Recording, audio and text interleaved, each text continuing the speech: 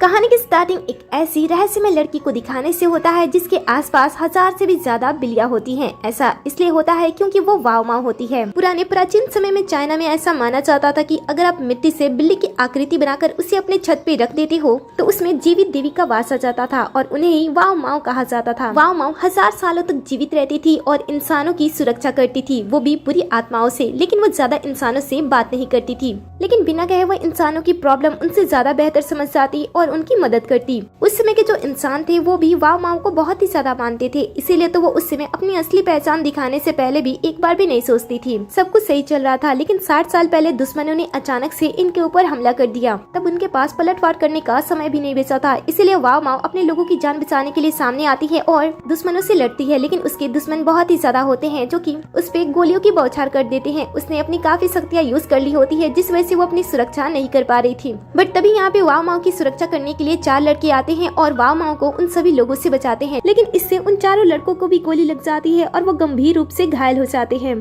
तब वाव माव अपने बारे में एक बार भी ना सोचते हुए उन चारों लोगों को ठीक करने की पूरी कोशिश करती है और अपनी शक्तियों से उन्हें ठीक भी कर देती है। साथ ही वो अपनी बाकी बची शक्तियों का यूज करते हुए उन सभी के लिए बिल्ली वाले नेकलेस बनाती है और उन सभी को दे देती है, जो कि उनकी सुरक्षा और उनकी सफलता के लिए होता है। हालांकि वाव माव को पता होता है कि ऐसा करने से उसकी सभी शक्तियां खत्म हो जाएंगी और उसे फिर से गहरी नींद में 100 सालों के लिए सोना पड़ेगा और उसकी याददाश्त भी धुंधली हो जाएंगी। सब कुछ जानने के बाद भी हमारी हीरोइन उन सभी लोगों की मदद करती है और गहरी नींद में सोने के लिए चली जाती है। फिर 100 सालों के बाद जब उसकी नींद खुलती है तब वो देखती है कि 100 साल सोने की वजह से उसके पास कुछ शक्तियां हैं, लेकिन उसकी पूरी शक्तियां उसके पास नहीं हैं। साथ ही उसकी कई 100 साल की जो पुरानी यादें भी होती हैं वो भी धुंधली हो चुकी होती हैं। इसका साफ मतलब बनता है कि उसे अब जाकर उन 4 परिवारों से वो जादुई नेकलेस वापस लेना होगा ताकि उसकी शक्तियां पूरी हो जाएं और उसकी याददाश्त वापस आ जाए। लेकिन अगर वो ऐसा करने में असफल होती है तो धीरे धीरे उसकी सभी यादें मिट जाएंगी और वो खत्म हो जाएगी।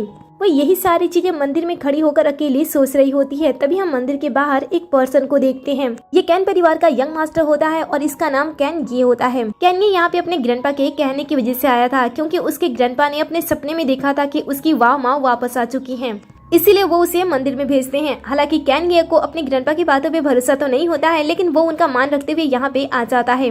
फिर जब वो मंदिर में आता है और एक लड़की को यहाँ पे अकेले देखता है, वो समझ जाता है कि यही उसके ग्रैंडपा की वाव माव है। वो उनके सामने झुककर उनका वेलकम करता है और बताता है कि उसके ग्रैंडपा की तबीयत खराब है, इसलिए वो उसे रिसीव करने के लिए नहीं आए हैं। वाव माव कहती है कि कोई बात नहीं है, लेकिन जब ये पहली बार उनकी आवाज सुनता है तब उसे वो काफी जानी पहचानी लगती है। तभी माँ उससे कहती है कि मुझे अपनी एक खास तरह की बिल्ली चाहिए, मैं अपने पावर का यूज नहीं कर सकती हूँ, तो क्या तुम उसे मेरे लिए ढूंढ सकते हो। ये सुनकर वो अपने पावर का यूज करता है और थोड़ी ही देर के अंदर उसकी खास बिल्ली के पुतले को ढूंढ लेता है और उसके सामने रख देता है। वाव माँ भी जब पहली बार ये को देखती है तब उसे भी ऐसा फील होता है कि शायद वो उसे जानती है। अचानक से हमें एक फ्लैशबैक दिखाया जाता है जहाँ पे हम वाव माँ को युद्ध में लड़ते हुए देखते हैं, जहाँ पे वो गलती से किसी इनोसेंट की जान ले लेती है और उस पर्सन की शक्ल काफी हद तक येन से मिलती जुलती है। वो येन को देखती है लेकिन फिर भी वो उसे कुछ नहीं कहती है। लेकिन जब येन पहली बार वाव माव को सामने से देखता है वो उसे कहता है कि आप तो बहुत ही ज्यादा यंग और सुंदर हो, आखिर ये कैसे पॉसिबल हो सकता है।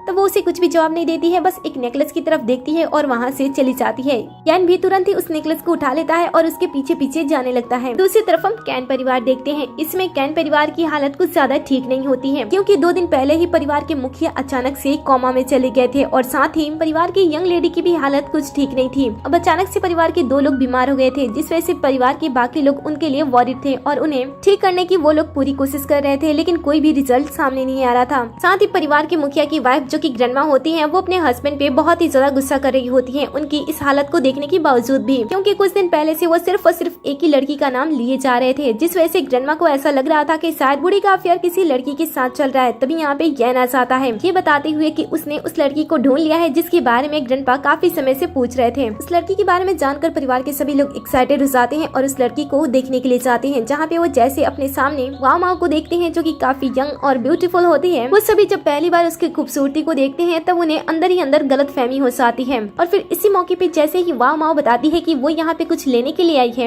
इन सभी का शक और भी ज्यादा बढ़ जाता है। उन्हें ऐसा लगता है कि शायद ये सुंदर सी लड़की फैमिली हेड को बहलाने फुसलाने के लिए आई है ताकि वो उनकी संपत्ति उनसे छीन सके। ऐसा कहते हुए सभी उससे गलत समझने लगते हैं, लेकिन इकलौता यहाँ पे येन ही ऐसा पर्सन होता है जो कि वाव माव का साथ देता है और उसे ग्रैंडपा के पास लेकर जाता है। कमरे के अंदर जाने के बाद जैसे ही वो मुखिया के बेड के पास जाने वाली होती है मुखिया का बेटा येन के डैड उसे रोकने की कोशिश करते हैं, तब अपने पावर का ऐसा यूज करती है कि उसके हाथ में करंट लगता है और वो दूर चला जाता है। ये देखकर इन सभी को थोड़ा झटका लगता है। इसके बाद वाओ माओ मुखिया के पास नहीं जाती है बल्कि सोफे पे आकर बैठ जाती है और अपने पावर का यूज करते हुए उसे आवाज लगाने लगती है। उसकी आवाज तुरंत ही मुखिया के कानों में पहुंचती है और उसकी आवाज सुनते ही वो तुरंत, जो कि कोमा में थे, वो जग जाते हैं। घर के मुखिया को ऐसे अचानक से जगते हुए देखकर सभी हैरान हो जाते हैं। हालांकि मिस्टर कैन लड़खड़ाते हुए किसी का भी सहारा ना लेते हुए वाओ माओ के पास पहुँचते हैं और उसके सामने झुक जाते हैं। उनके सामने घुटने टेकते हैं और सिर झुकाते हैं। ये देखकर वाओ माओ को वो पल याद आने लगता है जब उन्होंने पहली बार उसे अपना सेवक चुना था। फिर वो मिस्टर कैन से पूछते हैं कि क्या तुम्हें पता है कि मैं यहाँ पे किस लिए आई हूँ। ये सुनकर वो कहते हैं कि हाँ, मुझे पता है कि आप यहाँ पे किस लिए आई हो। आप डुडुंग के लिए आई हो। डुडुंग उस नेकलेस का ही नाम होता है। ऐसे कहते हुए वो उसे निकालते हुए वाओ माओ के हाथों में सौंप देता है, लेकिन वाओ माओ के हाथों में वो नेकलेस जाते ही एक काले पत्थर में बदल जाता है। मिस्टर कैन के लिए काफी हैरान कर देने वाली बात होती है, क्योंकि उन्होंने अभी तक इस पत्थर को काफी अच्छे तरीके से संभाल कर रखा था और इसकी वजह से उन्हें काफी ज्यादा प्रॉफिट भी हुआ था,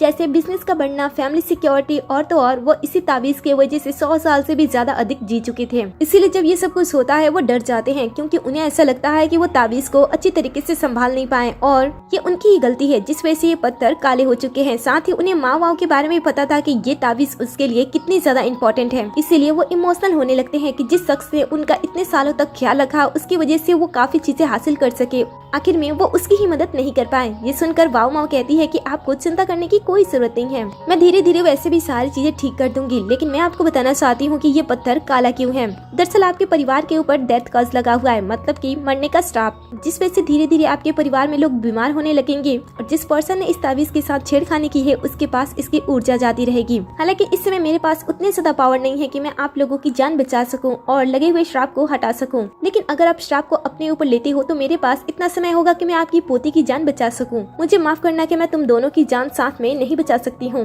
मिस्टर कैन भी ये समझने के बाद सिचुएशन समझ रहे होते हैं और उन्हें ऐसा लग रहा होता है कि शायद ये सारी चीजें उनकी ही वजह से हो रही है, जिस वजह से वो अपने मौत को एक्सेप्ट कर लेते हैं और कहते हैं कि ठीक है, मैं मरने के लिए तैयार हूँ और आपको समय देने के लिए भी, लेकिन उससे पहले मैं अपने परिवार के साथ कुछ बातें करना चाहता हूँ। ये सुनकर वो कहती है कि ठीक है। ऐसा कहते हुए वो परिवार वालों को कुछ में अकेला छोड़ते हुए कमरे से बाहर आ जाती है। उसके जाने के बाद ग्रैंडपा येन से बात करती हैं और वो उसे कसम खाने के लिए कहते हैं। मरने से पहले वो येन को कैन फैमिली का हेड बना देते हैं और उससे कहते हैं कि मैं आज तुम्हारे हाथों में एक बहुत ही बड़ी इंपॉर्टेंट चीज सौंपने जा रहा हूँ। वाओ माओ मेरे लिए बहुत ही ज्यादा इंपॉर्टेंट है और मैं चाहता हूँ कि मरने के बाद तुम उनके सेवक बनो और उनका खास ख्याल रखो, चाहे वो तुमसे कोई भी चीज करने को क्यों न कहें। बिना क्वेश्चन किए उनकी हर एक बात मानना और उनकी पूरी शक्तियाँ वापस पाने में तुम उनकी पूरी मदद करना। यानी अपने ग्रैंडपा की सभी बातें ध्यान से सुनता है और उनके सामने वो कसम खाता है कि जो कुछ भी उन्होंने कहा है वो सारी बातें वो याद रखेगा। फिर मिस्टर कैन अपनी सारी जिम्मेदारी येन के कंधों पे सौंपते हुए इस दुनिया को छोड़ देते हैं। कुछ समय के बाद जब फैमिली वाले थोड़े से स्टेबल हो जाते हैं तब वो कमरे से बाहर आते हैं, जहाँ पे वाओ माओ चाय पी रही होती है। येन अपनी जिम्मेदारी पूरी करने के लिए आगे बढ़ता है, लेकिन उसके फैमिली वाले उसे रोकते हैं, ये कहते हुए कि वो बुरी आत्माओं से घिरी हुई है, उसके पास जाना खतरे से खाली नहीं है और वो कोई फ्रॉड भी हो सकती है, इसलिए वो उसके पास ना जाए। येन कहता है कि उसने अपने ग्रैंडपा से वादा किया था कि वो वाओ माओ का खास ख्याल रखेगा, इसलिए वो उनकी बातें नहीं सुनेगा। ऐसा कहते हुए वो सभी परिवार वालों की बातें काट देता है और वाओ माओ के सामने ऐसा सेवक के रूप में खड़ा हो जाता है। फिर वो माओ वाओ को उसके कमरे तक उसे लेकर जाने लगता है। माओ वाओ का कमरा बाकी परिवार वालों से अलग था, क्योंकि माओ वाओ को अकेला रहना पसंद था। अपने कमरे में जाते समय वो आसमान को नोटिस करती है और समझ आती है कि कई सारे खतरे आने वाले हैं। तभी वो येन को नोटिस करती है। बाकी लोगों के मुकाबले वो उसके साथ काफी कंफर्ट तरीके से फील कर रहा था, जिस वजह से वो उसे रोकती है और पूछती है कि क्या तुम्हें मेरे साथ रहना डर नहीं लगता है। ये सुनकर वो उसे कहता है कि मुझे आपके साथ रहना पसंद है। फिर माओ वाओ येन से उस पुराने नेकलेस के बारे में पूछती है। वो तुरंत ही अपने पास से उसे निकालता है और वो उसे ले लेती है। वो उसे लेते टाइम काफी ज्यादा खुश दिख रही होती है। वो उसे कहती है कि वो उसे अपने कमरे में सजाएगी और फिर वो कमरे के अंदर चली जाती है। इस तरीके से उसे हंसता हुआ देखकर येन काफी खुश होता है, क्योंकि उसने पहली बार उसका ये रूप देखा था। बाद में वो उसके लिए खाने की कुछ चीजें लाता है, क्योंकि उसे नहीं पता था कि वो क्या खाती है, तो कुछ चीजें अच्छी लाता है और उसे देते हुए वहाँ से चला जाता है। उसके जाने के बाद माओ वाओ की जो बिल्ली होती है, जो कि ताबीज के रूप में इन लोगों की मदद कर रही थी, वो अपने असली रूप में आ जाती है। माओ वाओ उसे प्यार से सहलाती है और उसके बाद उसे बाकी लोगों के पास भेज देती है, ताकि बाकी 3 परिवारों को भी पता चल जाए कि वो वापस आ चुकी है। आगे बिल्ली ऐसा ही करती है और थोड़ी देर के अंदर उन 3 परिवारों को भी पता चल जाता है कि माओ वाओ वापस आ चुकी है। सीन कट होता है और आगे हमें अगले दिन का सीन दिखाया जाता है, जहाँ पे आज मिस्टर कैन का शोक सभा होता है, जिसमें कई सारे पावरफुल लोग आए होते हैं, जो कि मिस्टर कैन को आखिरी विदाई दे रहे होते हैं। थोड़ी ही देर के अंदर यहाँ पे वाओ माओ भी आ जाती है। क्योंकि वो उसका सेवक था और येन ने भी खास तौर पे उसे इनवाइट किया होता है, जिस वजह से वो यहाँ पे आ जाती है। लेकिन ग्रैंडमा जैसे उसे देखती है उन्हें बिल्कुल भी अच्छा नहीं लगता है। वो तुरंत ही बॉडीगार्ड को बुलाती है उसे निकलवाने के लिए, लेकिन जब बॉडीगार्ड उसे निकालने के लिए आगे बढ़ते हैं तब उसके पावर से उसे टच भी नहीं कर पाते हैं और इसके बाद किसी की भी हिम्मत नहीं होती है कि वो उसे हाथ लगाए। इस वजह से ग्रैंडपा उसके बारे में अब सब बोलना स्टार्ट कर देती हैं। वो उसे चुड़ैल, उसे राक्षस कह के पुकारने लगती हैं। बाकी के जो परिवार के मेंबर होते हैं वो भी ग्रैंडपा को रोकते नहीं है, बल्कि उसका पूरा साथ देने लगते हैं, जिस वजह से यहाँ पे आए हुए मेहमान को भी ऐसा लगता है कि शायद ये लड़की सच में कोई चुड़ैल है या फिर कोई राक्षस है, जिस वजह से वो उसे खड़ी खोटी सुनाने लगती है। ये सारी चीज येन दिख रहा होता है, उसे ये सब कुछ बर्दाश्त नहीं होता है। वो आगे बढ़ता है और सबको शांत रहने के लिए कहता है। साथ ही वो ग्रैंडमा को आगे कुछ भी बोलने से सख्त मना करता है और वाव माव को कुछ समय तक कमरे में आराम करने के लिए कहता है ताकि कोई भी तमाशा क्रिएट ना हो। लेकिन वाव माव ये कहते हुए मना कर देती है कि आज यहाँ पे कुछ ऐसे पर्सन आने वाले हैं जिनसे उसे मिलना है। और उसी वक्त मिस्टर कैन के पुराने 3 फ्रेंड यहाँ पे पहुंच जाते हैं, जो होते हैं सॉन्ग परिवार से, दाव परिवार से और सैन सी परिवार से। ये सभी अपने परिवार के मुखिया होते हैं और मिस्टर कैन के पुराने दोस्त होते हैं, इसलिए वो उन्हें अंतिम विदाई देने के लिए आते हैं।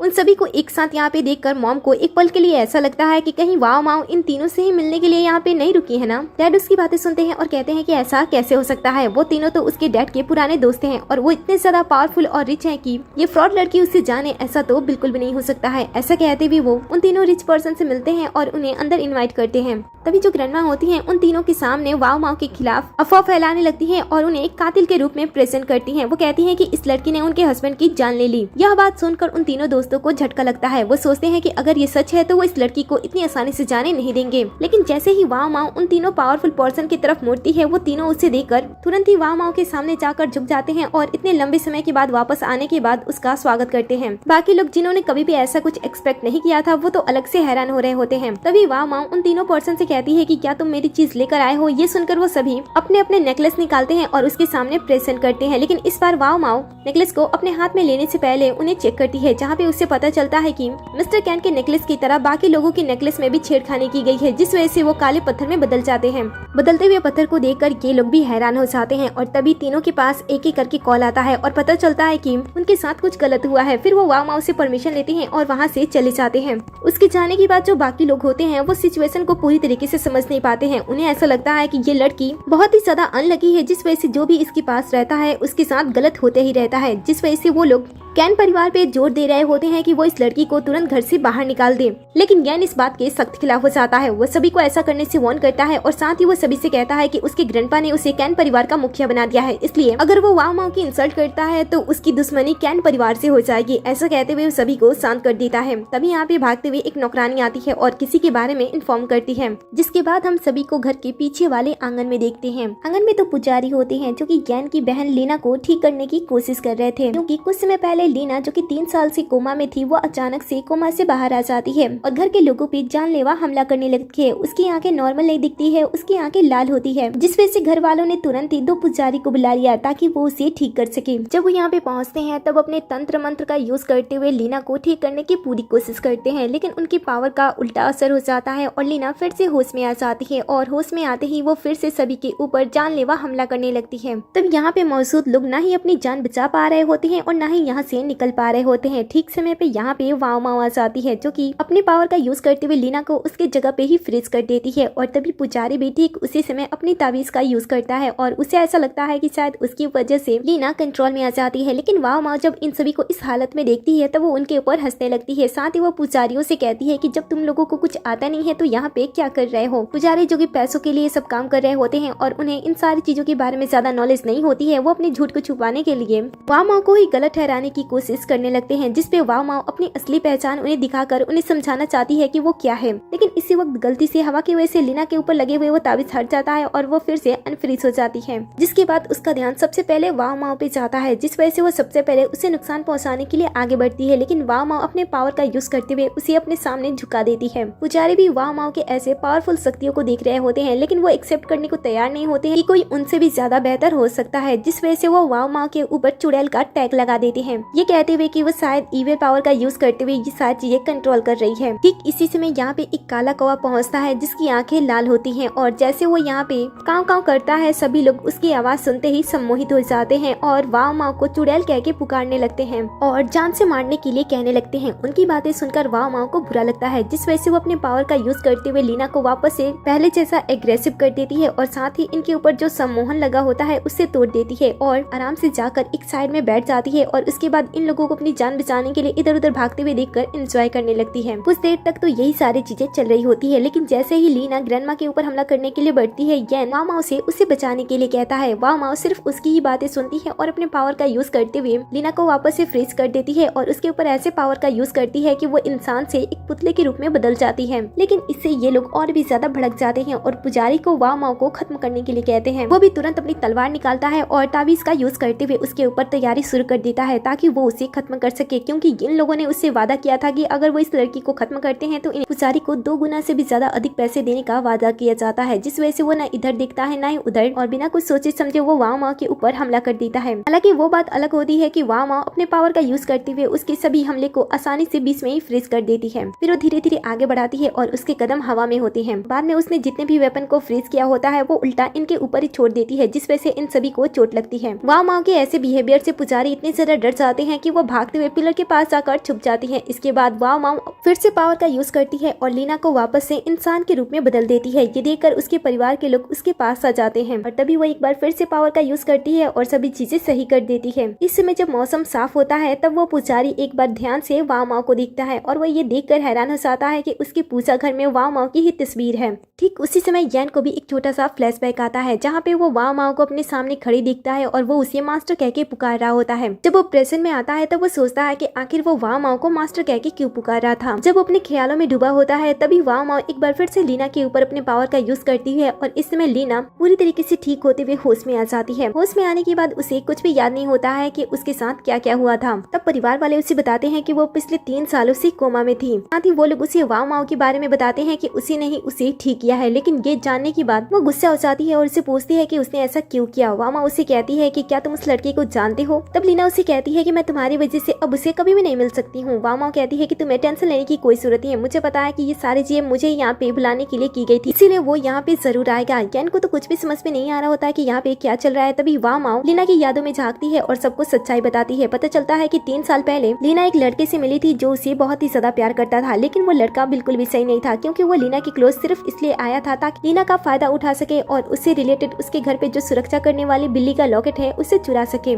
जिसके लिए पहले उसने लीना को अपने प्यार में फंसाया और उसके बाद जानबूझकर उसे धीरे धीरे कोमा में भेजने का प्लान किया। हालांकि लीना को पता था कि वो लड़का उसे कोमा में भेजने वाला है, लेकिन फिर भी वो उसके ऊपर अंधा प्यार करती थी, क्योंकि उस लड़के ने उसे अपने जाल में फंसाते हुए ये कहा था कि जब वो एक बार दोनों एक साथ कोमा में चले जाएंगे तब उन्हें कोई भी एक दूसरे से अलग नहीं कर पाएगा। इसीलिए जब वो कोमा से बाहर आती है वो वहाँ पे गुस्सा करने लगती है, लेकिन थोड़ी ही देर के अंदर वो मिस्टीरियस पर्सन अचानक से पावर का यूज करते हुए यहाँ पे आ जाता है। लीना उसे देखकर खुश होती है और तुरंत ही उसके पास चली जाती है, लेकिन वो मिस्टीरियस पर्सन तुरंत ही उसका गला पकड़ लेता है और उसके थ्रू वो वाव माव को कंट्रोल करने की कोशिश करता है। हालांकि वाव माव को याद नहीं होता है कि ये मिस्टीरियस पर्सन कौन है, इसलिए वो उसके बारे में पूछती है, लेकिन उस मिस्टीरियस पर्सन को काफी बातें वाव माव के बारे में पता होती है, जिस वजह से वो उसे कहता है कि मैं अपने बारे में तुम्हें कुछ नहीं बताना चाहता हूँ, मैं चाहता हूँ कि तुम धीरे धीरे अपनी यादों को ढूंढो और मेरे बारे में पता लगाओ कि मैं कौन हूँ। तब वाव माव उस मिस्टीरियस पर्सन के बारे में जानने की कोशिश नहीं करती है और सबसे पहले वो लीना की जान बचाती है। इसके बाद वो मिस्टीरियस पर्सन के ऊपर हमला करते हुए उसके पास जो असली डुडुंग नेकलेस होता है वो उसके पास से छीन लेती है, जिससे वो कमजोर हो जाता है और तुरंत ही यहाँ से भाग जाता है। लेकिन यहाँ से भागने के साथ ही वो बाकी के 3 परिवार पे एक साथ हमला कर देता है, जिसके बारे में तुरंत ही वाव माव को पता चल जाता है। वो सोचने लगती है कि वो क्या करे, लेकिन उससे पहले वो लीना के ऊपर पावर का यूज करते हुए उसे बेहोश कर देती है ताकि वो कुछ समय आराम कर सके, क्योंकि उसे अभी अभी एक बहुत ही बड़ा झटका लगा था। फिर वो इसके बाद अपनी पहली डुडुंग का इस्तेमाल करते हुए बाकी परिवार के पास उसे भेज देती है। जब तक कि वो उनके पास मदद करने के लिए ना पहुंच जाए तब तक उसकी डुडुंग उनकी हिफाजत करे। बाद में वो अकेले बैठकर आराम कर रही होती है। जब येन उसे अकेला खामोश बैठे हुए देखता है तब अचानक से उसे फिर से कुछ नए ख्याल आने लगते हैं, जहाँ पे वो वाव माव को अपने साथ तलवार का अभ्यास करते हुए देख रहा होता है। साथ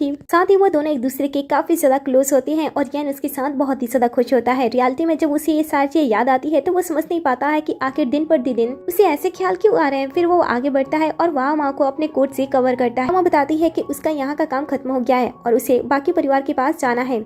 यन कहता है कि ठीक है मैं भी आपके साथ चलूंगा, लेकिन वो जाने से मना कर देती है। तो वो कहता है कि उसके ग्रैंडपा ने ये सारी चीजें विरासत में उससे सौंपी है, इसलिए वो उसका ध्यान रखेगा। ये सुनकर वो मुस्कुराती है। तभी यन अपने पास से काफी सारे बॉल्स निकालता है और उसे दे देता है, जो कि उसे काफी ज्यादा पसंद होता है। साथ ही वो अपने पास से काफी सारी कैंडी भी निकालता है, जो कि वाव माओ को पसंद होती है। और फिर कुछ समय के बाद वो लोग घर से बाहर निकलते हैं। अचानक से वाव माओ उसके क्लोज आती है और उसके पॉकेट्स चेक करने लगती है। तभी उसे एक कैंडी मिलती है, वो उसे निकालती है और खाना स्टार्ट कर देती है। जब ये सारी चीजें यन के साथ हो रही थी तब उसकी धड़कनें तो बहुत ही ज्यादा तेज हो गई थी। पहली बार तो उसके साथ ये हुआ था, लेकिन वाव माँ जब सेकंड टाइम उसके पास आती है बॉल्स को लेने के लिए, तब वो उसकी बॉडी को भी टच कर देती है और इस बार तो यन को ऐसा लगता है कि वो इस बार मर जाएगा। बाद में जब कुछ देर चलने के बाद वाव माओ थक जाती है तो वो उसे उठाने के लिए कहती है और इस बार जब वो उसके क्लोज आती है तब यन की जो हालत होती है उसे मैं क्या ही बताऊं। वेल ये सारी चीजें ऐसे ही चलती रहती है। कुछ समय के बाद वाव माओ सॉन्ग परिवार के हेड मिस्टर सॉन्ग से मिलने के लिए उनके घर पे जाती है। रास्ते की सारी जमीन मिस्टर सॉन्ग की होती है, जिसमें कुछ समय पहले तक जंगल ही जंगल बसा होता है, लेकिन इस समय पूरे जंगल की हालत बहुत ही ज्यादा खराब हो गई थी। ये देखकर वाव माओ को बहुत ही ज्यादा अजीब लगता है, क्योंकि बहुत साल पहले उसने ही इन सभी पेड़ों के बीज उसे दिए थे और वो पेड़ बहुत ही ज्यादा जादुई थे। जादुई पेड़ इस तरीके से मर रहे हैं, उसे ये बात बहुत ही ज्यादा अजीब लगती है। फिर जैसे जैसे वो लोग आगे बढ़ते हैं, सॉन्ग पैलेस के जो आसपास के पेड़ होते हैं वो हरे भरे उन्हें दिखाई देते हैं, लेकिन आगे बढ़ने पे वो लोग देखते हैं कि कुछ लोग उन पेड़ों को भी काट रहे हैं। वाव माओ जब ये देखती है तो उसे बहुत ही ज्यादा बुरा लगता है। उसे पता होता है कि ये जितने भी पेड़ हैं वो सॉन्ग परिवार से जुड़े हुए हैं, मतलब कि वो मिस्टीरियस पर्सन धीरे धीरे सॉन्ग परिवार को खत्म करने में लगा है, जिस वजह से ये पेड़ उसकी हिफाजत कर रहे थे और पहले इसीलिए ये सूख गए। और बाकी के जो पेड़ हैं अगर उन्हें काटा जाए तो वो भी बर्बाद हो जाएंगे। ये सुनने के बाद यन उन्हें रोकने के लिए आगे बढ़ता है। तब वो लोग बताते हैं कि वो पेड़ को काट नहीं रहे, बल्कि दूसरी जगह शिफ्ट करने की कोशिश कर रहे हैं ताकि ये पेड़ बच जाए। लेकिन इससे भी कोई भी फायदा नहीं होने वाला था, इसलिए यन उन्हें रोकता है, लेकिन वो उसकी बातें नहीं सुनते हैं और कहते हैं कि सॉन्ग परिवार ने हमें ये काम किया है तो आप इसमें दखल अंदाजी ना ही करे तो बेहतर है। ये सुनकर वो लोग तुरंत ही सॉन्ग पैलेस में जाने की कोशिश करते हैं ताकि वो इन सारी चीजों को रोक सकें। लेकिन मेन गेट पे पहुंचने के बाद यन देखता है कि मुख्य दरवाजे पे किसी ने अदृश्य सुरक्षा कवच लगा दिया है, जिस वजह से वो अंदर नहीं जा पा रहा है। तो वाम अपने पावर का यूज करते हुए उस अदृश्य दरवाजे को तोड़ देती है और वो लोग अंदर चले जाते हैं। लेकिन अंदर जाने के बाद उन्हें वही पुराने पर्सन मिलते हैं जो कि उन्हें बाहर जंगल में मिले थे, जो कि उन्हें अंदर जाने से रोकने की कोशिश करते हैं और वाव माओ के बारे में अब शब्द बोलने की कोशिश करने लगते हैं, जिसपे वो अपने पावर का यूज करती है और सभी को आसानी से सबक सिखा देती है। तब यन कहता है कि हम लोग यहाँ पे कोई तमाशा क्रिएट करने के लिए नहीं आए, बस सॉन्ग परिवार के हेड से मिलने के लिए आए हैं।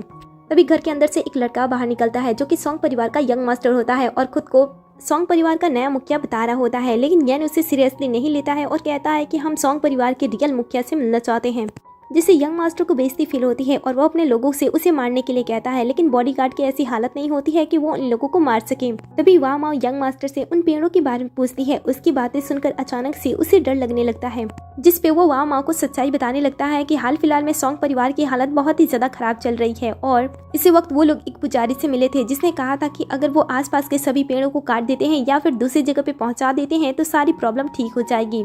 और इसीलिए वो कुछ पेड़ को काट रहे हैं और कुछ पेड़ को दूसरी जगह पे ट्रांसफर कर रहे हैं। ये सुनकर तो वाव माओ हंसती है और कहती है कि तुम बेवकूफ हो। यन को भी समझ में आ जाता है कि कोई जानबूझकर इन सभी पेड़ को नष्ट करना चाहता है ताकि वो आसानी से सॉन्ग परिवार को खत्म कर सके और वो कहीं न कहीं मिस्टीरियस पर्सन के ऊपर ही शक कर रहे होते हैं। और फिर वो यंग मास्टर को बताते हैं कि ऐसा करने से वो सॉन्ग परिवार को खत्म कर देगा। लेकिन यंग मास्टर को ऐसा लगता है कि ये दोनों उसके मास्टर की बेइज्जती कर रहे हैं, जिस वजह से वो गुस्सा होते हुए इस बार अपने बॉडीगार्ड को उन्हें मारने के लिए फोर्स करता है। बॉडीगार्ड भी उसे मारने के लिए आगे बढ़ जाते हैं। ठीक उसी समय पे सॉन्ग परिवार के रियल मुखिया सामने आ जाते हैं और जैसे वो वाव माओ को देखते हैं वो उसके पास आने की कोशिश करते हैं। उसकी हालत को देखकर ये दोनों समझ जाते हैं कि इसकी जीवन शक्ति को सोखा जा रहा है, जैसे कि उन सभी पेड़ों की हालत थी। फिर सॉन्ग परिवार के मुखिया वाव माओ के सामने आते हैं और उसके सामने झुककर माफी मांगने लगते हैं। ये सब कुछ यंग मास्टर भी देख रहा होता है। वो समझ नहीं पाता है कि उसके ग्रैंडपा इस लड़की के सामने क्यों झुक रहे हैं, जिस वजह से वो उन्हें रोकने की कोशिश करने लगता है। तब ग्रैंडपा उसे समझाते हैं और उसे भी उनके सामने झुकने के लिए फोर्स करने लगते हैं। वो इस बात को मानने से इनकार करता है। तब वो थप्पड़ खाता है, जिसपे वो फिर से पूछता है कि आखिर ये लेडी कौन है। तब ग्रैंडपा उसे बताते हैं कि ये वही पर्सन है जिसने सॉन्ग परिवार को यहाँ तक पहुँचने में उनकी सबसे ज्यादा मदद की है। फिर वो खुद भी उसके सामने झुकते हैं और बाकी सभी लोगों को भी उसके सामने झुकने पे मजबूर करते हैं और कहते हैं कि अगर किसी ने भी इस लेडी की इंसल्ट करने की या फिर उसके साथ बदतमीजी करने की कोशिश की तो मैं उसे खत्म कर दूंगा। ये देखकर सभी उसके सामने झुक जाते हैं। तभी फैमिली हेड की तबीयत और भी ज्यादा खराब हो जाती है। कुछ समय के बाद सभी लोग पास में बैठते हैं और सभी इन सारी चीजों के बारे में बात कर रहे होते हैं। तभी यंग मास्टर बताता है कि 3 दिन पहले वो एक पर्सन से मिला था। उसके परिवार में सभी चीजें गलत हो रही थी, उसके पेड़ सूख रहे थे और फैमिली के बिजनेस भी डूब रहा था, जिस वजह से वो उस पर्सन से मिला था। जब उस पर्सन से मिला तब उस पर्सन ने कहा कि उसके घर पे श्राप लगा है, जिसे दूर करने के लिए बाकी के बच्चे हरे पेड़ की जरूरत है, जिसे उसे काटना होगा और उसकी लकड़ी का यूज करते हुए उन सभी की परेशानी वो दूर कर देगा। जब वो लोग पेड़ को काटने की बात कर रहे होते हैं तभी वहाँ पे मिस्टर सॉन्ग पहुंच आते हैं और ये देखकर वो गुस्सा करते हैं। वो कहते हैं कि ये पेड़ उनकी जान की तरह है, अगर उन्हें काटने की कोशिश करोगे तो वो खुद ही मर जाएंगे। जिसपे वो मिस्टीरियस पर्सन कुछ नहीं कहता है, बस उन्हें घूर कर देखने लगता है और उसके बाद से ही मिस्टर सॉन्ग की तबीयत खराब चल रही है। तो वामा उसमें उनसे ज्यादा कुछ नहीं कहती है, बल्कि ये कहती है कि वो जंगल को अच्छी तरीके से देखना चाहती है। अगले दिन वो जंगल को देखने के लिए पहुंचती है, जहाँ पे लगभग पूरा जंगल सूख चुका होता है और कुछ ही पेड़ बचे होते हैं और उन सभी पेड़ों के ऊपर भी ताबीजें टंगी होती हैं। वामा यहाँ पे पहुँचते ही सभी चीजें देखने के बाद तुरंत समझ जाती है कि प्रॉब्लम कहाँ पे है। वो सभी को बता देती है कि इस पेड़ पे जितने भी ताबीज लगे हैं वो बहुत ही ज्यादा खतरनाक हैं, क्योंकि वो यहाँ पे मौजूद लोगों की जीवन शक्ति सोख रहा है, जिस वजह से यहाँ के लोगों की भी जिंदगी पेड़ों के साथ धीरे धीरे कम हो रही है।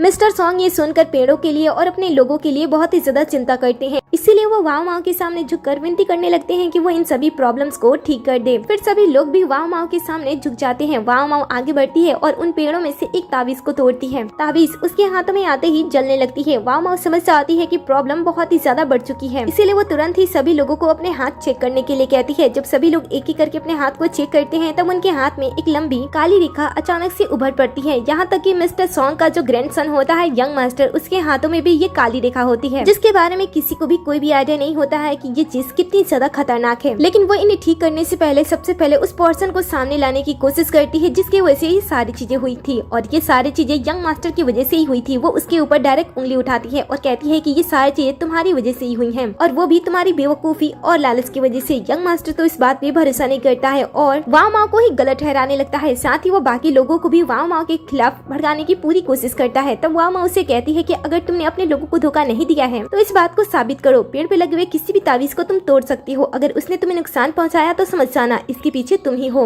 यंग मास्टर कहता है कि ठीक है। फिर वो आगे बढ़ता है और ताबीज को तोड़ने की कोशिश करता है, लेकिन ताबीज के अंदर से करंट पास होता है जिससे उसे बहुत ही ज्यादा तकलीफ होती है। उस ताबीज ने उसे इस कदर जकड़ लिया होता है कि वो किसी भी तरीके से उसे बाहर नहीं निकल पा रहा होता है। ये देखकर वाव माओ अपने पावर का यूज करते हुए उसे उस चीज से छुड़ाती है। उसके बाद वो सभी लोगों को ताबीज तोड़ने के लिए कहती है ताकि वो उनके ऊपर लगे हुए श्राप को खत्म कर सके। लेकिन जैसे ही लोग अपनी अपनी ताबीज तोड़ते हैं अचानक से पेड़ से खून निकलने लगता है। ये देखकर वाव माओ यंग मास्टर से कहती है कि अच्छा होगा कि तुम सारी की सारी सच्चाई खुद ब खुद बता दो। जिसके बाद वो सच्चाई को नहीं छुपा पाता है और पूरी सच्चाई सबके सामने रख देता है। पता चलता है कि ये भी उस मिस्टीरियस पर्सन की जाल में फंस गया था। उसने उसे लालच दी थी कि तुम इस परिवार के नए मुखिया बन सकते हो, और साथ ही ये बेवकूफ था तो उसने उसे आसानी से अपने बातों में फंसा लिया। जिसके बाद इसने ही सारी चीजें की। अब वाव माओ के पास तो ये सारी चीजें ठीक करने के कई सारे रास्ते थे, लेकिन उसने एक अलग और अनोखा रास्ता अपनाया। उसने यंग मास्टर को सबके सामने सजा देने का फैसला किया ताकि वो इस तरह की गलती लाइफ में दोबारा ना करे। जिसके लिए वो आगे बढ़ती है और उसके ऊपर पतले डंडे से तेज तेज उसके ऊपर मारती है।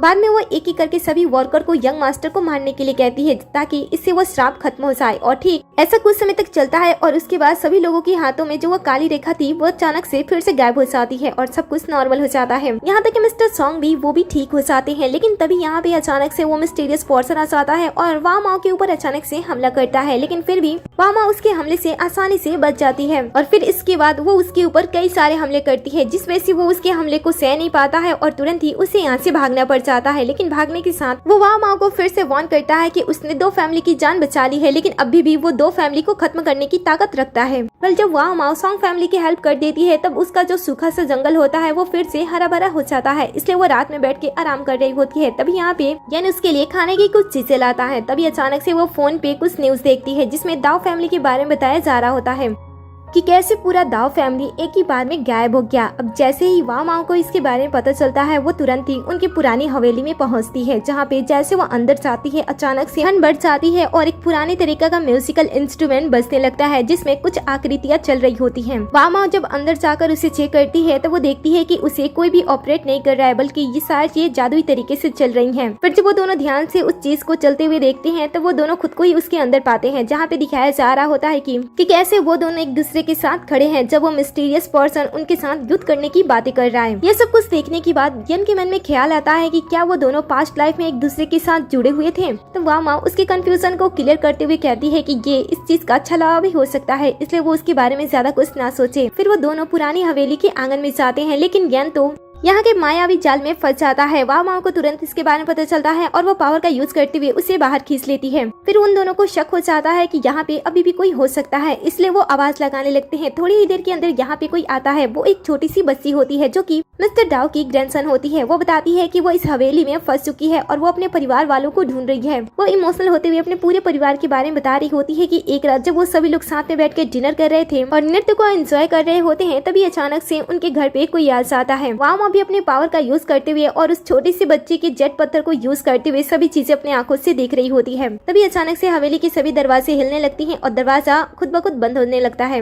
ये देखकर उससे शक होता है। वो अपने पावर का यूज करती है और आसपास की दीवारों को चेक करती है। उससे पता चलता है कि वो एक जाल में फंस चुकी है जो कि भूल भुलैया वाला जाल है। साथ ही उसे छोटी बच्ची पे भी शक हो रहा होता है कि वो ऐसे खतरनाक जगह पे अब तक सरवाइव कैसे कर चुकी है। इसलिए वो उसका जेट पत्थर उसे वापस देती है और उसे बहाने से आगे भेजने की कोशिश करती है ताकि वो उसकी आकृति से पता कर सके कि वो कौन है। लेकिन जब वो पानी की परछाई को पार करते हुए आगे बढ़ती है तब कोई भी गलत चीज दिखाई नहीं देती है, जिससे उसे पता चल जाता है कि छोटी बच्ची के अंदर कोई भी खतरनाक चीजें नहीं है। इसीलिए वो उसे तुरंत रोकती है और यन से कहती है कि आसपास तुम्हें जितने भी मिरर दिखाई दे उसे तुम मेरे पास लेकर आओ। जब सभी मिरर उसके सामने आ जाते हैं तब वो एक एक करके उन सभी मिरर को चेक करती है, क्योंकि उसे शक होता है कि शायद सभी परिवार वाले किसी मिरर के अंदर कैद न हो। और सच में वाव माओ का शक सही होता है, क्योंकि जब वो ऐसा कर रही होती है तब उसे एक आईना मिल जाता है जिसके अंदर सभी परिवार वाले कैद होते हैं। वो जैसे उन्हें देखकर उन्हें बाहर निकालने की कोशिश करती है, अचानक से वो देखती है कि मिस्टर डाओ वापस आ चुके हैं, जिन्हें देखकर उनकी पोती उनके पास आती है। लेकिन वो दोनों एक दूसरे को छू नहीं पा रहे होते हैं, जिससे वाव माओ को पता चल जाता है कि यहाँ पे भी फिर से एक छलावे का यूज किया है। जिसके बाद वो अपने पावर का यूज करती है और सभी चीजें ठीक कर देती है। थोड़ी ही देर के अंदर मिस्टर डाओ का परिवार, जो कि पूरी तरीके से मिरर वर्ल्ड में फंस चुका होता है, वो उस दुनिया से बाहर आ जाते हैं। जिसके बाद सभी वाव माओ के सामने झुककर उनका शुक्रिया अदा करते हैं और उनकी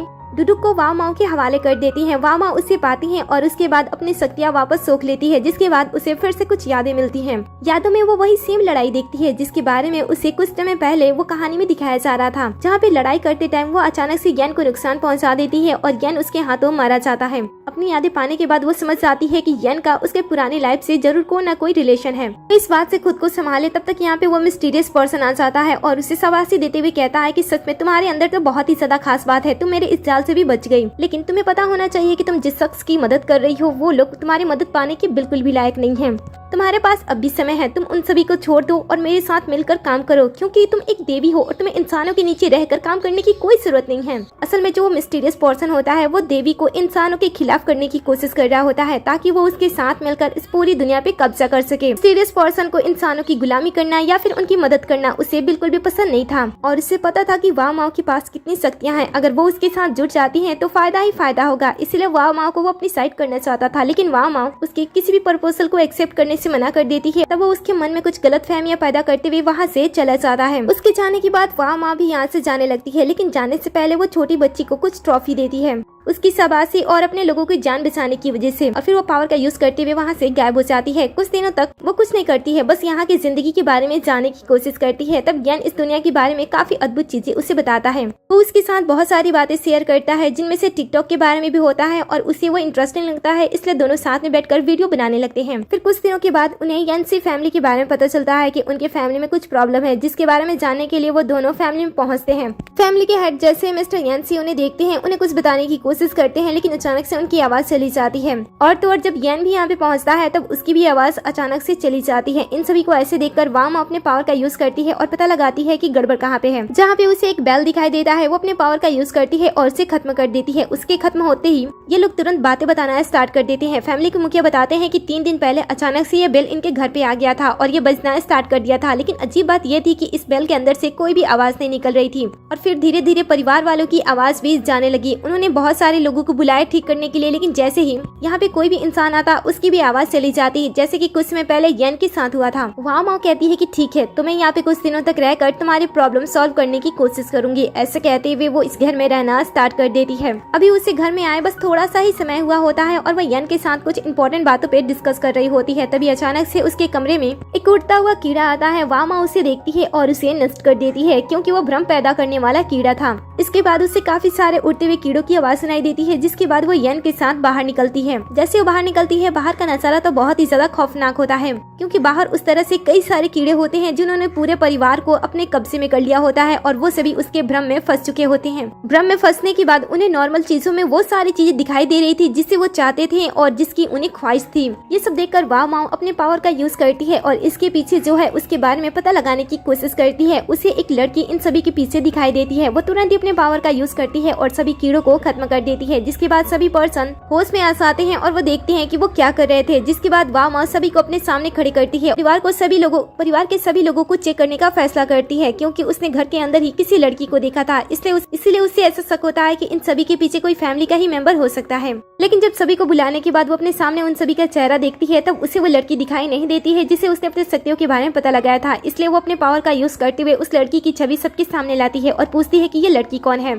जहाँ पे फैमिली हेड तो इस लड़की को पहचानने से भी मना कर देते हैं, लेकिन जो बाकी के फैमिली मेंबर्स होते हैं वो बताते हैं कि इस लड़की का नाम रैन रैन है। कुछ टाइम पहले वो इस लड़की से मिले थे। वो अपने हाथों में अस्थियां लेकर हमारे घर पे आई थी और हमारे साथ फ्रॉड करने की कोशिश कर रही थी और ये कह रही थी कि वो हमारे डैड की बेटी है। हालांकि हमने उसकी बातों पे भरोसा नहीं किया और सच्चाई देखते हुए उससे धक्का मारते हुए घर से बाहर निकाल दिया। ऐसा कहते हुए वो उसके बारे में और भी ज्यादा गलत बातें करने की कोशिश कर रहे होते हैं, लेकिन वाव माओ को उनका जवाब अच्छा नहीं लगता है, जिस वजह से वो अपने पावर का यूज करते हुए उन सभी का गला घोटने की कोशिश करती है। ये देखकर फैमिली लीडर तुरंत ही उसके सामने झुक जाते हैं। तो वाव माओ उससे पूछते हैं कि बताओ इस लड़की की सच्चाई क्या है, लेकिन फैमिली हेड कुछ भी बोल नहीं पा रहा होता है। ये देखकर वो अपने पावर का यूज करती है और सच्चाई खुद ही पता करने की कोशिश करती है। जहाँ पे हमें कुछ टाइम पहले का सीन दिखाया जाता है जब रैन रैन पहली बार इस फैमिली में आई थी। उसके हाथ में उसकी माँ की अस्थियां होती हैं और वो फैमिली हेड के पास आते हुए बताती है कि वो उनकी बेटी है, लेकिन फैमिली हेड उसे अपनी बेटी एक्सेप्ट करने से मना कर देते हैं। हालांकि रैन रैन बताती है कि वो इनकी ही बेटी है। उसकी माँ फैमिली हेड को बहुत ही अच्छी तरीके से जानती है, इसलिए मरने से पहले उसने उसके डैड के बारे में बताया और कहा था कि वो उसे एक्सेप्ट कर लेंगे, लेकिन फैमिली हेड उसे बिल्कुल भी एक्सेप्ट नहीं करते हैं और वहाँ उसे अकेला छोड़कर अंदर चले जाते हैं। उनके जाने के बाद उनके जो बाकी के बच्चे होते हैं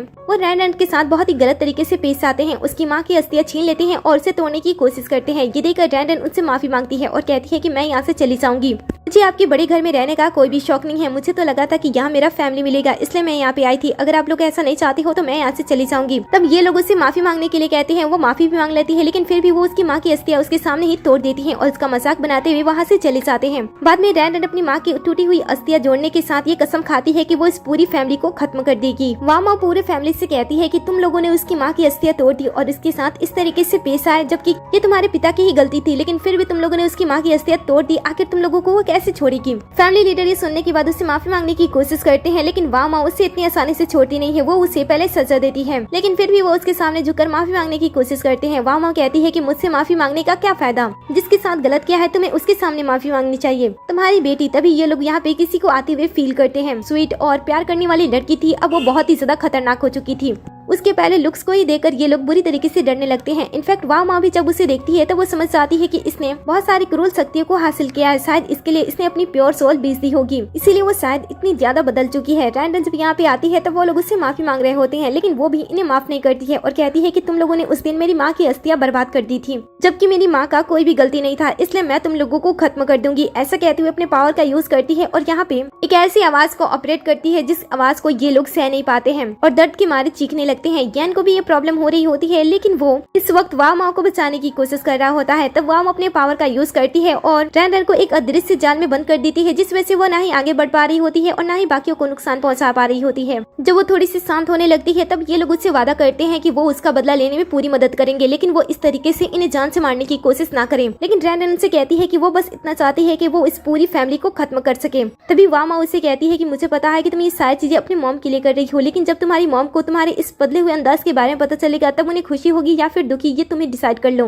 ये सुनकर वो थोड़ी सी शांत होने लगती है, क्योंकि उससे पता होता है कि उसकी माँ कभी भी उसे इस तरीके से देखना नहीं चाहेगी। फिर वो आगे बढ़ते हुए उसके पास आती है और अपने पावर का यूज करते हुए उसके यादों में झांकने की कोशिश करती है कि वो इतनी ज्यादा कैसे बदल गई। जहाँ पे वो रैन रैन के बचपन को देखती है। बचपन से ही रैन रैन अपने माँ के साथ थी। उस समय उसकी माँ उसकी जरूरतों को पूरा करने के लिए बहुत ही ज्यादा काम करती थी, ताकि वो रैन रैन को एक अच्छी लाइफ दे सके। इसलिए ज्यादा काम करने की वजह से उनकी तबीयत भी खराब होने लगी लगी और जैसे जैसे रैन बड़ी हुई उसकी माँ की तबीयत और भी ज्यादा खराब होने लगी। ज्यादा काम स्ट्रेस की वजह से उनकी हालत इतनी ज्यादा खराब हो गई कि वो लगभग मरने वाली थी। लेकिन मरने से पहले उन्होंने रैन से ये कहा था कि उनसे जितना कुछ हुआ उन्होंने सब कुछ अपनी बेटी के लिए किया, इसलिए वो मरने से पहले ऐसा चाहती हैं कि उनकी बेटी मरने के बाद किसी पे निर्भर ना रहे और हमेशा ऐसे हंसते खेलते अपनी पूरी जिंदगी बिताए और हमेशा दूसरों को माफ करने का बड़ा दिल रखे। इसके साथ ही वो उसके डैड के बारे में बता देती हैं और अपना दम तोड़ देती हैं। रैन अपने माँ को खोते हुए देखकर बहुत ही ज्यादा रोती है। वो पूरी तरीके से दर्द से चूर हो जाती है। इसके बाद अपने डैड के पास आती है, लेकिन उसके डैड उसे एक्सेप्ट नहीं करते हैं। तब वो वापस आ जाती है। वापस आने के बाद उसकी हालत बहुत ही ज्यादा खराब होती है, क्योंकि उन लोगों ने उसे बुरी तरीके से पीटा भी होता है। जब उसकी हालत बद से बदतर हो जाती है तब उस समय वो मिस्टीरियस पर्सन उसके पास जाता है और उस समय उससे बदला लेने के लिए उकसाता है, जिसके लिए वो उसे कहता है कि वो उसे बहुत ही ज्यादा पावरफुल बना देगा, बस उसे बदले में अपनी प्योर सोल उसे देना होगा। रैन की हालत उस समय बहुत ही ज्यादा अलग थी। उस समय उसके दिल में बिल्कुल भी प्यार नहीं था। वो उन लोगों से बदला लेना चाहती थी, इसलिए वो उसकी बातें मान लेती है। जिसके बाद वो मिस्टीरियस पर्सन उसका हाथ पकड़ता है और उसकी प्योर सोल खींचते हुए उसे बुरा बनाने लगता है, जिस वजह से उसे काफी ज्यादा दर्द होता है और थोड़ी ही देर के अंदर उसकी पूरी मासूमियत खो जाती है और वो एक क्रूर लड़की में बदल जाती है। वहाँ माँ रैन की लाइफ के बारे में जानने के बाद इमोशनल हो जाती है और उसे पूरी तरीके से ठीक करने का फैसला करती है, जिसके बाद वो उसकी मासूमियत लौटाते हुए उसे वापस अपनी दुनिया में लेकर आती है। फिर वो उन सभी लोगों को माफी मांगने के लिए कहती है और रैन से कहती है कि तुम अपना बदला ले सकती हो। इसके बाद सभी लोग डरते हुए उसके सामने झुककर उससे माफी मांगने लगते हैं। हालांकि रैन अपने पावर का यूज करते हुए उन सभी को खत्म करने की कोशिश करने वाली थी, लेकिन उसी समय उसे अपनी माँ की याद आने लगती है, जहाँ पे उसकी माँ ने हमेशा ये उसे सिखाया होता है कि चाहे लोग तुम्हारे साथ कितना भी गलत क्यों न करे, जब वो तुमसे माफी मांगे तो तुम उन्हें माफ कर देना। अपनी माँ के बारे में सोचते हुए और साथ ही वामाओ के बारे में सोचते हुए वो इन सभी को माफ करने का फैसला करती है। लेकिन वामा इन लोगों को इतनी आसानी से नहीं जाने देती है। वो कहती है कि इस फैमिली के पास जो कुछ भी है, चाहे वो घर हो, पैसा हो, प्रॉपर्टी हो, गाड़ी हो या फिर कोई भी चीज क्यों ना हो, उन सभी को उस सारी चीजें रैन को दे देनी चाहिए माफी के तौर पे, ताकि उन्हें भी पता चले कि जिससे आप प्यार करते हो उसे खोने के बाद आपको कैसा फील होता है। ये लोग भी डर के मारे सभी चीजें रैन को देने के लिए तैयार हो जाते हैं, लेकिन रैन के अंदर बिल्कुल भी लालच नहीं होती है, जिस वजह से वो इनके किसी भी चीज को लेने से ठुकरा देती है और कहती है कि मुझे इस परिवार का कोई भी धन नहीं चाहिए, मैं तो यहाँ पे प्यार के लिए आई थी जो कि मुझे नहीं मिला, इसलिए मैं इस परिवार के साथ नहीं रहना चाहती हूँ। बस मैं चाहती हूँ कि आप लोग मेरी माँ की अस्थियां मुझे वापस कर दे। जिसके बाद ये लोग माँ की अस्थियां वापस कर देते हैं, लेकिन इसकी हिम्मत नहीं होती है कि वो इन्हें टच करके माँ की अस्थियां ले। तब वामा अपने पावर का यूज करती है और सभी चीजें ठीक तरीके से कर देती है। जिसके बाद रैन को अस्थियां मिल जाती है बिना इस परिवार को टच किए और उसके बाद वो वामा का शुक्रिया अदा करते हुए वहाँ से चली जाती है। बाद में ये परिवार वाले भी आखिरी डुगडुग को वामा के हवाले करते हुए वहाँ से चले जाते हैं। जिसके बाद वो सभी डुगडुग को पास में रखते हुए अपने पावर का यूज करते हुए एक बिल्ली बनाती है, जो कि बहुत ही ज्यादा बड़ी और ताकतवर होती है। लेकिन जब वो ऐसा कर रही होती है तब अचानक से वामा की तबीयत खराब होने लगती है, क्योंकि वो इतने टाइम बाद अपनी पूरी शक्तियाँ अपने बॉडी के अंदर वापस से ऑब्जॉर्व कर रही होती है, जो कि उसकी बॉडी सह नहीं पाती है और इसलिए उसे तुरंत ही अपने मंदिर में वापस लौटना पड़ता है, जहाँ पे जाने के बाद उसकी बड़ी सी बिल्ली एक शक्ति का रूप लेते हुए उसकी बॉडी के अंदर एंटर कर लेती है। जिसके बाद उसे कमजोरी महसूस होती है और वो खुद को संभालने के लिए यन को अपनी तरफ खींचती है। जिसके बाद उसे फिर से अपनी यादें मिलने लगती हैं। अपनी यादों में वो फिर से यन को ही देख रही होती है। उस समय उसकी हालत खराब होती है और वो लगभग मरने वाला था, इसलिए वो उसे वादा करती है कि जब भी उसका जन्म होगा फिर से वो उसे ढूंढ लेगी। और फिर यन वहीं पे मर जाता है। पता चलता है कि पिछली लाइफ में भी ये दोनों एक दूसरे के साथी थे। ये सारी चीजें वामा को अचानक से याद आती है तो उसे अजीब सा फील होता है और इस समय यन भी उसके काफी नजदीक होता है, जिस वजह से वो उसे थप्पड़ मार देती है, गलतफहमी में ये कहती हुए कि वो उसके पास नहीं आ सकता है। यन उसे समझाने की कोशिश करता है कि वो उसके पास नहीं गया था। उसे अपनी गलती का रियलाइज तो हो जाता है, लेकिन वो उसे सॉरी नहीं बोलती है। उसे ये कहती है कि उसे थकान हो रही है इसलिए उसे रेस्ट करना है। इसके बाद वो अपने कमरे में जाकर रेस्ट करने लगती है, लेकिन उसके कमरे में कहीं पे भी बेड नहीं होता है। उसके लिए एक बड़ा सा सोफा होता है जिसपे वो आराम से आराम कर रही होती है, लेकिन यन को यहाँ पे बैठने में दिक्कत हो रहा होता है, जिस वजह से वो उसके बेड के बारे में पूछता है, लेकिन वो बताती है कि वो बेड पे नहीं सोती है। यन कहता है कि लेकिन मुझे बेड की जरूरत है। तब वो अपने पावर का यूज करते हुए उसके लिए हवा में तैरता हुआ बेड बनाती है और सो जाती है, लेकिन यन को वो पसंद नहीं पड़ता है, जिस वजह से वो वहीं पे बैठे बैठे सो जाता है।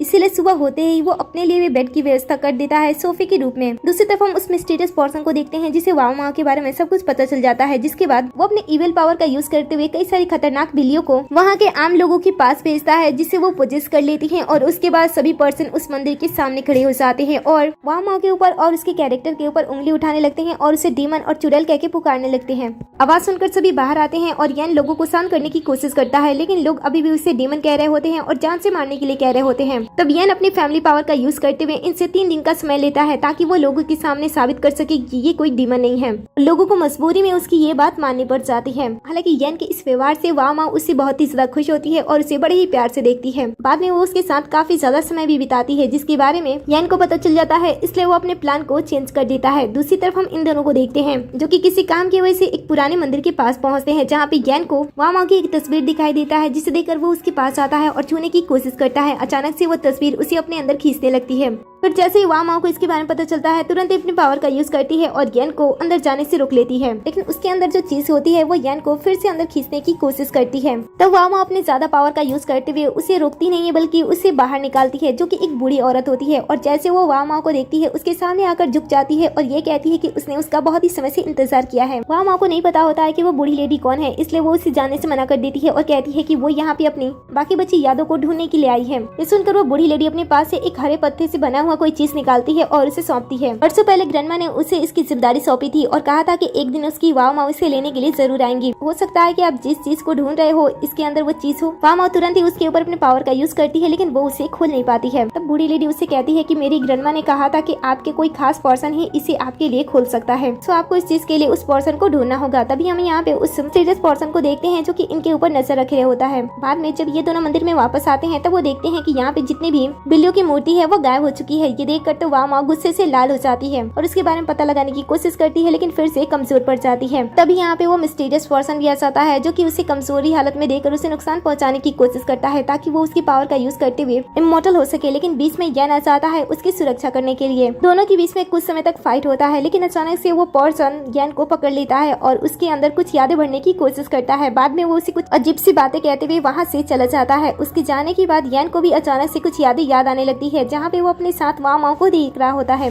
पता चलता है कि ये दोनों अपने पास्ट लाइफ में एक दूसरे के साथी थे। अपने यादों के बारे में कुछ और जान पाए उससे पहले मंदिर के बाहर फिर से वो लोग आ जाते हैं और तमाशा क्रिएट करने लगते हैं, जिसके बाद इन दोनों को फिर से बाहर आना पड़ता है। उन्हें देखने के बाद ये लोग फिर से उनके ऊपर उंगली उठाने लगते हैं और ऐसा होने पे दोनों को ही अपनी पुरानी यादें याद आने लगती हैं कि सेम उनके पास्ट लाइफ में ये सारी चीजें एक बार पहले भी हो चुकी है। इनकी याददाश्त वापस आ रही होती है, जिस वजह से वो लोग शांत रहकर सभी चीजें याद करने की कोशिश कर रहे होते हैं। लेकिन ये लोग उन्हें इतनी आसानी से जाने नहीं देते हैं और तभी यहाँ पे बाकी के फैमिली मेंबर्स आ जाते हैं वाव माओ की सुरक्षा के लिए। जब वो यहाँ पे इतने सारे लोगों को देखते हैं तब वो बीच में एक लाइन बना देते हैं ताकि कोई भी उनकी वाव माओ को नुकसान ना पहुंचा सके। लेकिन तब यहाँ पे वो मिस्टीरियस पर्सन आ जाता है, अपने पावर का यूज करते हुए इन सभी को कैद कर लेता है। फिर वाव माओ की खास बिल्लियों का यूज करते हुए उसकी शक्तियां उसके सामने सोख लेता है और उसे तोड़कर बर्बाद कर देता है। इस तरीके से वो कई बार करता है, जिस वजह से वो गुस्सा होने लगती है और उसका गुस्सा इतना ज्यादा बढ़ जाता है कि मिस्टीरियस पर्सन की शक्ति से वो बाहर आ जाती है और खुद को आजाद करने के साथ वो बाकियों को भी आजाद कर लेती है। बाद में वो इतनी ज्यादा गुस्सा हो जाती है कि उसके गुस्से से पूरी दुनिया लगभग खत्म होने वाली थी। लेकिन तभी यन यहाँ पे आता है और उसे शांत करने की कोशिश करता है, लेकिन वाव माओ अपना कंट्रोल खो चुकी होती है, जिस वजह से उसके हाथ में वो जो हरी पेट पत्थर की वस्तु होती है वो नीचे गिर जाती है और तभी यन उसे रोकते हुए इमोशनल हो जाता है और उसकी आंख के आंसू उसके ऊपर गिरते हैं, जिस वजह से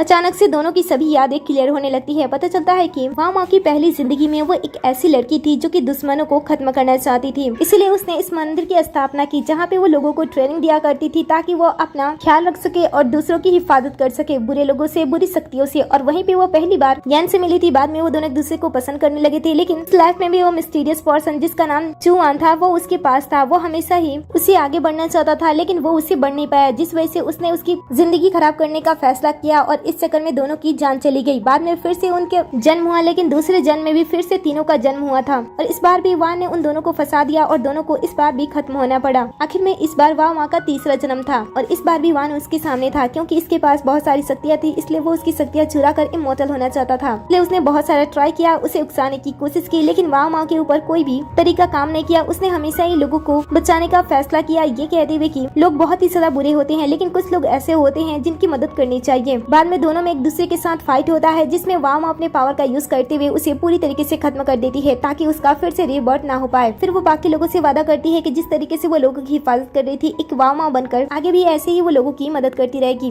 फिर आगे हमें कहानी कुछ महीने बाद दिखाई जाती है, जहाँ पे हम दोनों को साथ में घूमते हुए देखते हैं और इसी सीन पे इस ड्रामे का दी हो जाता है। वेल, आपको ये ड्रामा कैसा लगा मुझे कमेंट में जरूर बताना। जाने से पहले वीडियो को लाइक कर दे, साथ ही चैनल को भी सब्सक्राइब कर दे, नोटिफिकेशन बेल को ऑन करना ना भूले ताकि आप हमारे हर एक वीडियो से अपडेट रहे। वीडियो को ज्यादा से ज्यादा शेयर करें और वीडियो पे हाइप करना बिल्कुल भी ना भूलें।